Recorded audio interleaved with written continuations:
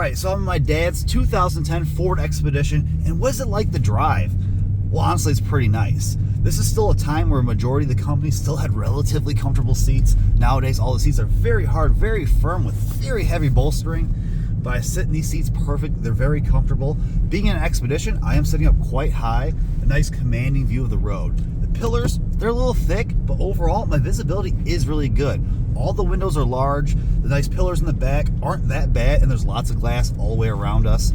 I have nice modern features for the most part. Not all the bells and features that we have in the modern cars, but everything I really need and want, and it's just a nice ride overall. I like these vehicles because I can fit the whole family, the whole crew up in here, and I can tow stuff, do all the work, and play I want to do. But you let me know in the comments below, have you owned a vehicle like one of these? Did you love it? Did you hate it? And have you gotten into a new car and realize how uncomfortable the seats are and how the ride is pretty firm? Let me know down below.